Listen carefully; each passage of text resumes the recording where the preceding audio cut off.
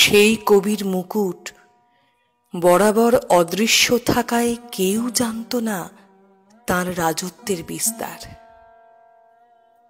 তাঁর উদাসীন ছায়ায় তাই কলকাতা মন দেয়নি কখনো।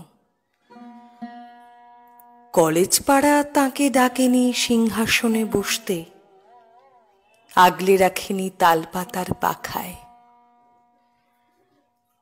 প্রখর চৈত্রে তিনি একা হেঁটে গেছেন নিমতলা ঘাট রোড দিয়ে। বঙ্গোপসাগরের মেঘ তাঁকে দয়া করেনি একবারের জন্যেও।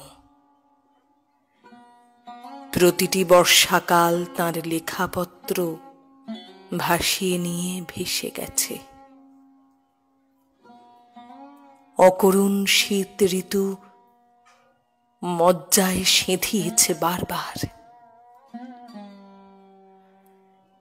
শেষ পর্যন্ত তাকে কৃপা করে কেবল এক অসতর্ক ট্রাম চালক, এবং তিনি চুপচাপ ঘুমিয়ে পড়েন দারুচিনি দ্বীপ দান করে।